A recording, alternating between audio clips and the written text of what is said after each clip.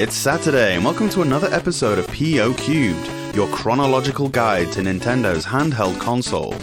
My name's DD Ash, and this week we're playing Ninja Boy, Popeye, Mercenary Force, Soccer Mania, and Snoopy Magic Show. Let's start the show.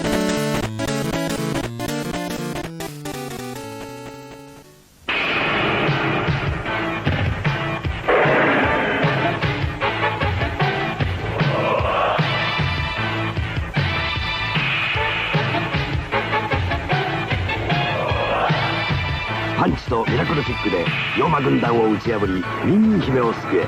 本格カンフーアクションゲームスーパーチャイニーズ。2001年のクリエイターたち。6月19日発売。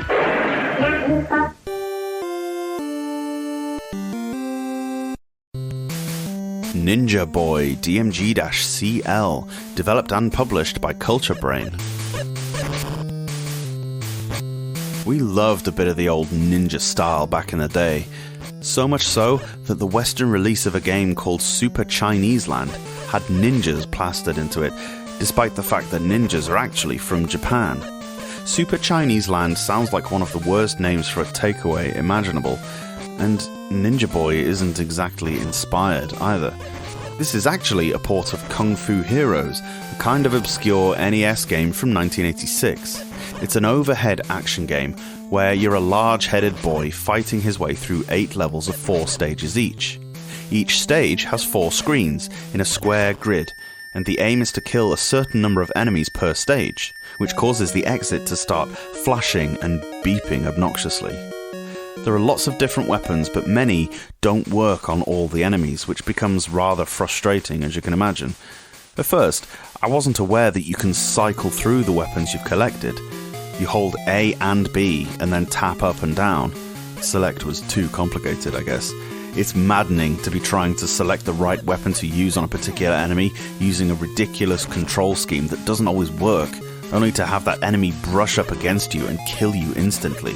Would a health meter have been too much to ask for? The weapon select is not the worst thing about the controls, though. Ninja Boy suffers from my biggest pet hate for a simple 2-button video game. The jump and attack buttons are the wrong way round.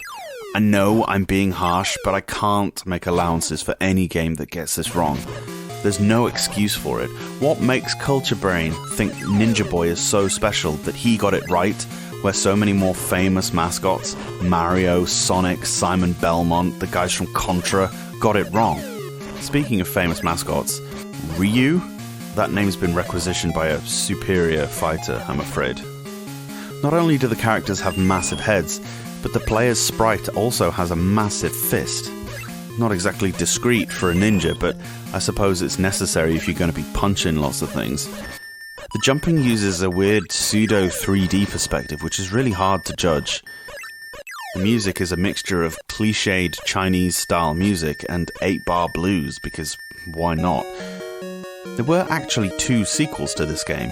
Thankfully, only one of them came out in English, and it's totally different. So we'll forget about this one until then, and go again.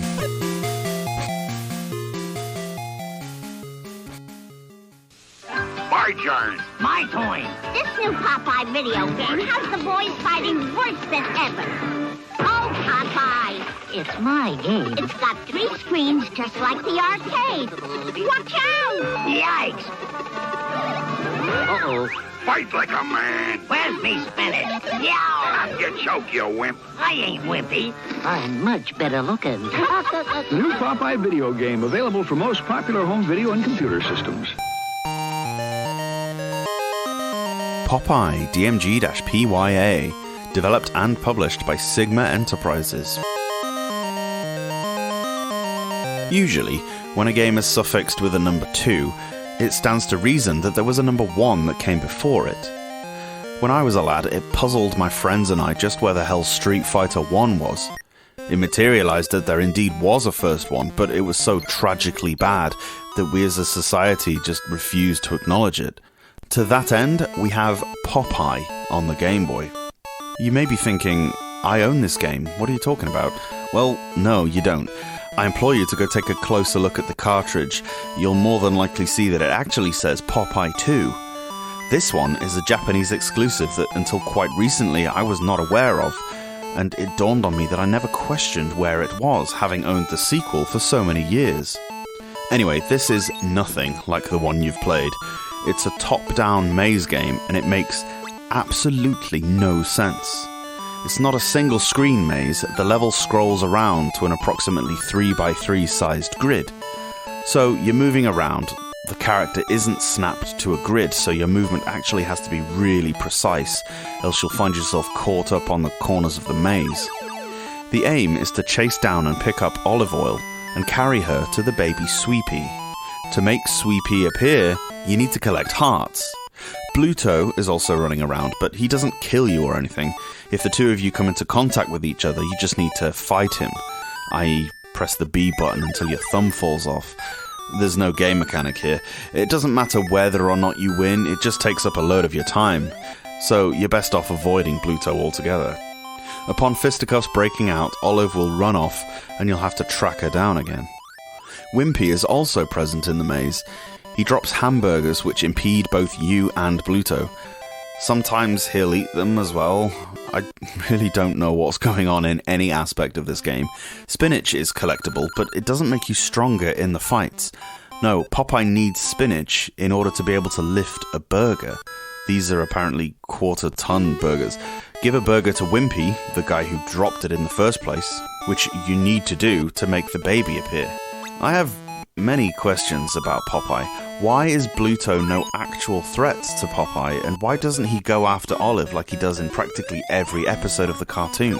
The graphics are proportionally all over the place. The sprites, though nicely drawn and representative of the characters, are 3 times the height of the trees. I do like the interstitial pictures that pop up. They look really good. The music is actually not bad. The well-known theme song is there with an accompanying jaunty and lively soundtrack. This is all well and good, but I just wish I knew what the hell is going on in the game. It's not the objectives themselves. You collect the thing in order to collect the other thing that makes the third thing appear, which you then collect. This makes the fourth thing appear, which you can collect and take to the fifth thing. Simple enough, right? What bothers me is that I have no gosh darn clue what any of it means. The cartoon was weird. This game is really, really weird.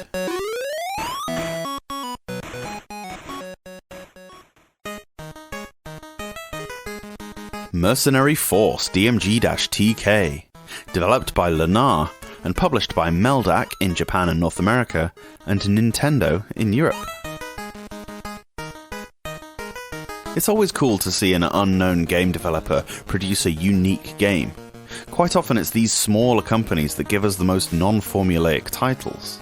Meldac were a jazz music production company who, in the late 80s and early 90s, made a handful of games for Nintendo consoles.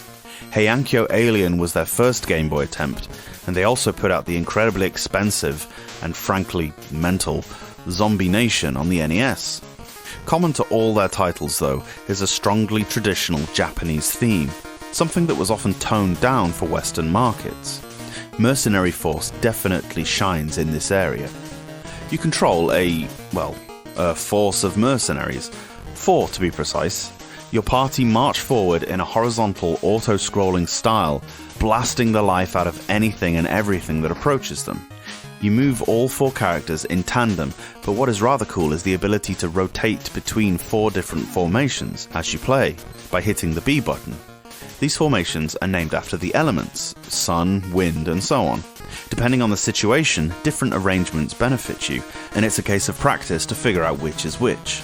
Some align your gang in a column, making you tougher to hit, but only giving a narrow spread of bullets.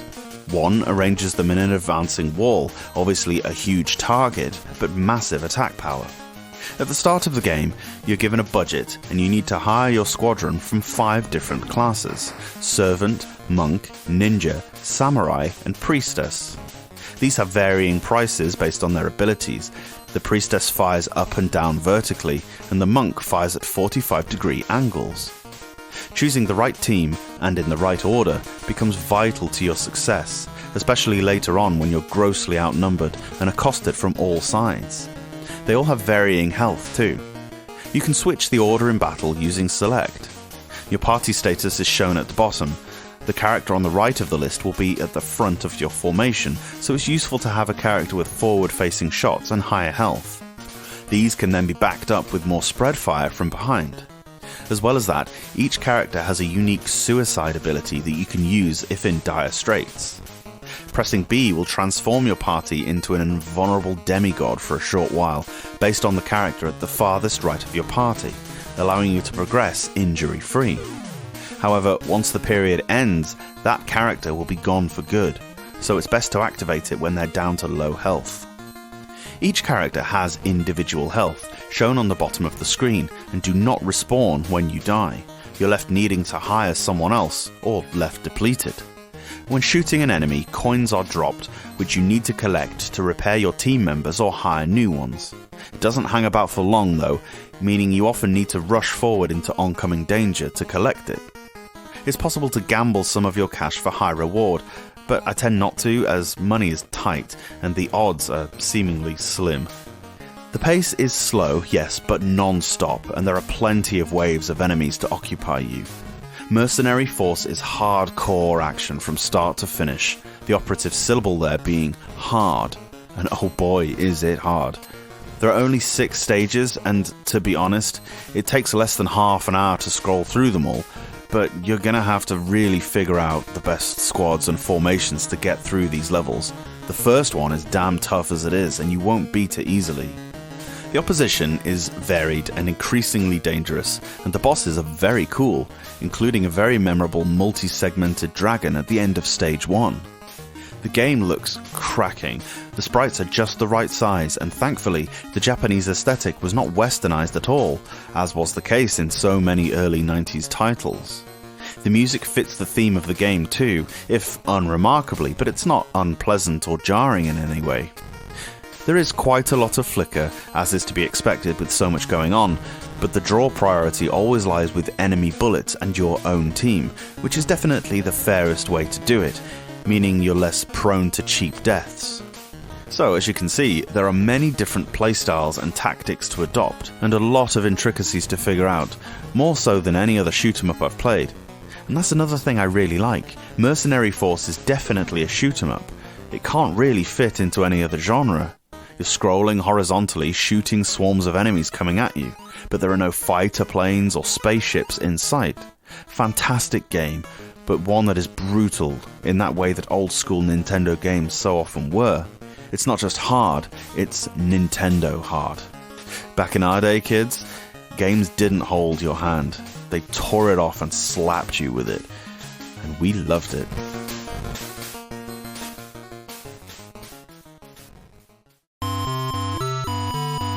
Soccer Mania DMG-SB, developed by Kitty Group and published by Epic Sony Records in Japan and Sony ImageSoft in North America.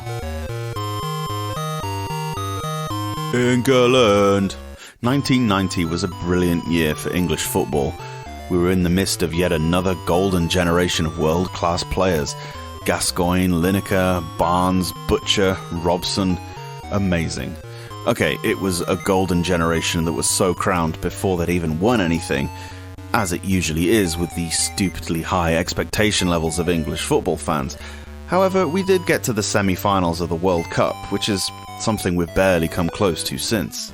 I admit I may be overly keen to talk about the one sport I actually know anything about, but hey, I'm English, can you blame me? Let's have a look at the first soccer game. I'm using that term purely for separation purposes between real football and American football, but that's another topic. Except that if you're an English person in 1990, you couldn't, because we didn't get this game here. So you go to the main game. I say main game, there's only one game mode. You can play a single match, no tournament, no league, nothing. Well, alright, if the mechanics and gameplay are alright, then we can overlook that. You next see the team selection screen. There are only 6 nations to choose from, one of which is GBR. Look, Great Britain do not have a football team outside of the Olympics. Great Britain is made up of several teams, all of which detest one another.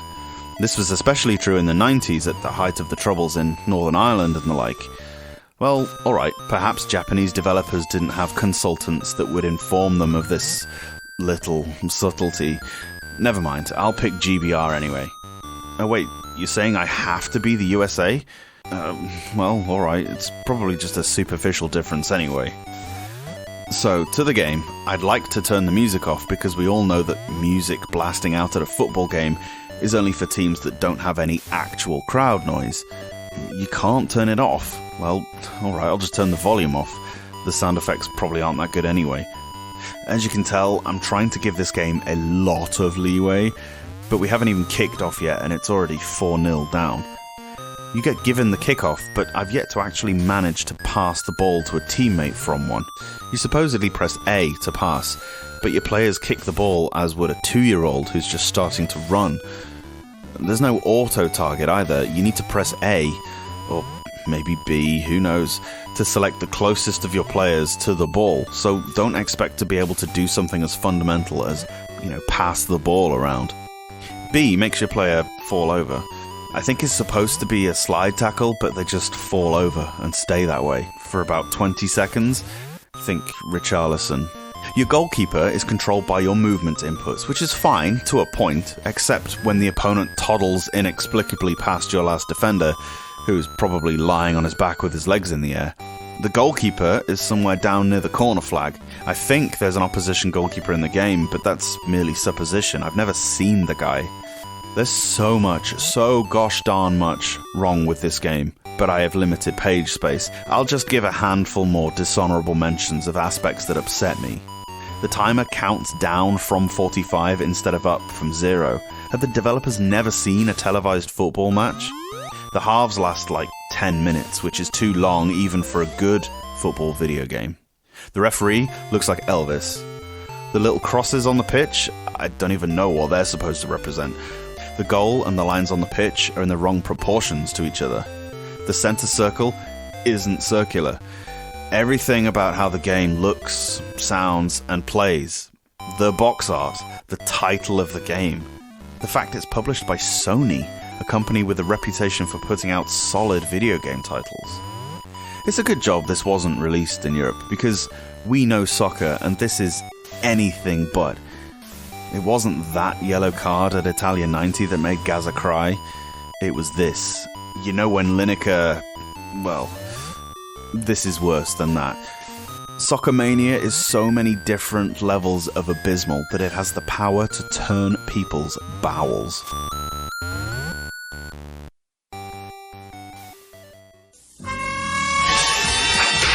The adult world is designed to keep us moving. And while this may make us more efficient, it's not exactly a party. Luckily, technology has produced a cure.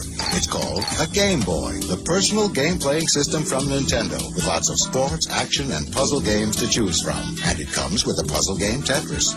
It could change your outlook. I'm sorry, sir. Your flight's been delayed. Cool. Game Boy by Nintendo. Have you had your fun today? Snoopy Magic Show DMG-SN, developed and published by Kemco. From the makers of Bugs Bunny Crazy Castle comes another beloved cartoon character gracing a game completely unrelated to the show. Slapping a well-known mascot onto an otherwise unremarkable video game was something of an epidemic throughout the 90s. The Game Boy Color library is thoroughly plagued by this, and Kemco enjoyed their fair share. Snoopy Magic Show is a single-screen maze game where you control Snoopy and need to collect all of the woodstocks, of whom there are usually 4. Of course, you're not alone in these arenas. There is a bouncy ball that sort of tracks you around the maze, and obviously contact means failure. I say it sort of tracks you, I can't quite make out if indeed there is AI, but the ball's movement doesn't quite seem to be random. Certain blocks can be moved, and some can be destroyed. You know how this works by now. There are certain tiles that force Snoopy to move in a certain direction, akin to Team Rocket's HQ in the Pokemon games. I really like how the timer scrolls around the edges of the screen, taking up no more than 3 or 4 pixels. That's a clever idea as it allows the field of play to take up the majority of the screen. This only makes it more disappointing that the graphics are nothing special. It's obvious what's what and who's who, but more effort was needed in terms of the blocks and the backgrounds. 120 stages and a password save makes for a long game, but one that you don't have to sit through in one slog. The quicker levels are completed, the more points you get, and it seems that, early on at least, extra lives are thrown at you. And this is good because the game gets pretty tough. Some blocks are only there for a set time, disappearing and reappearing in a way that can leave you trapped in a small area with one of the evil balls. If that happens, it's basically over. You ain't avoiding that for long. There's a lot in Snoopy Magic Show that's not really explained. Spike starts coming after you for some reason. Why Woodstock is in trouble, or why there are so many of him, was not touched upon in game nor manual. I don't see any reference to a magic show anywhere either. And where are the rest of the Peanuts gang? This was the only game on the Game Boy that any Peanuts character got outside of Japan. There is another Snoopy game much later on that I can virtually guarantee you've never heard of. And I'm a little sad that it's only all right.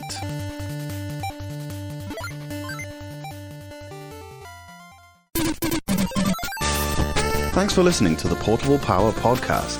If you want to support the show, the best way to do so is on Patreon at patreon.com/portablepowerpodcast. Or subscribe on the YouTubes. We have daily uploads Monday to Friday, where you can watch me suck at the games as I talk about them. You can tweet me at POCubed or on any of the other socials you might expect. Thanks again and have a great weekend.